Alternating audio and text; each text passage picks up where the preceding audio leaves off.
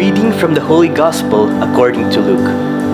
There was a scholar of the law who stood up to test Jesus and said, "Teacher, what must I do to inherit eternal life?" Jesus said to him, "What is written in the law? How do you read it?"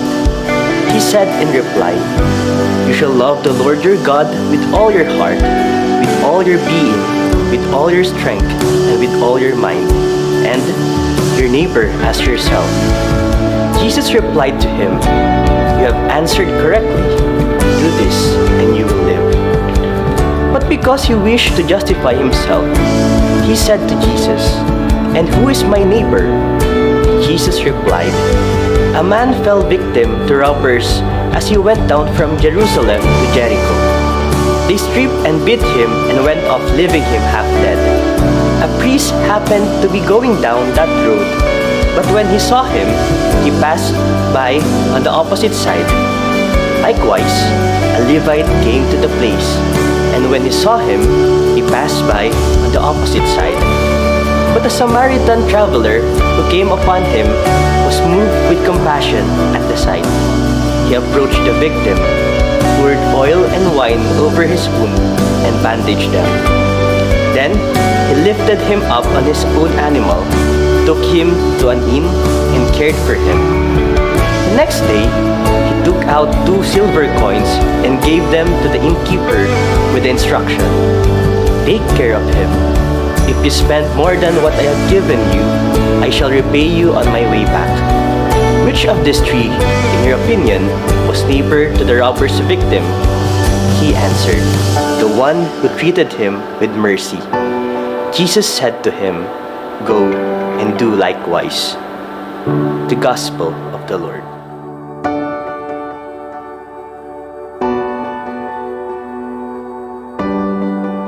Let's picture this. You are in a grave hurry, late for class, backpack half zip, phone buzzing with group chat drama, stomach empty from skipping breakfast, sweat runs down your forehead as you hope no one would notice chaos you're carrying. Then, in your rush, you stumble and fall hard in the alleyway. For a moment, the world slows.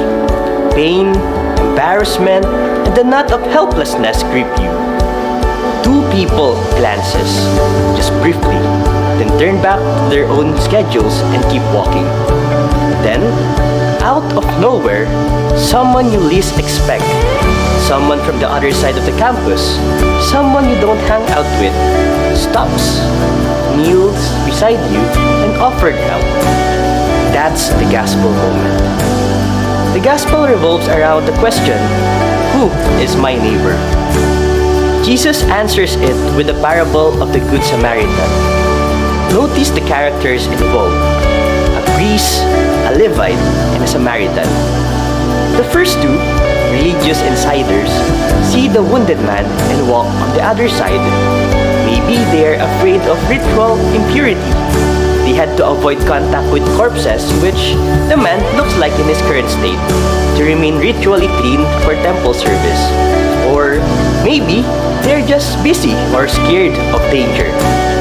What's striking is that the one who helped is the Samaritan, an outsider the Jewish audience would expect to despise.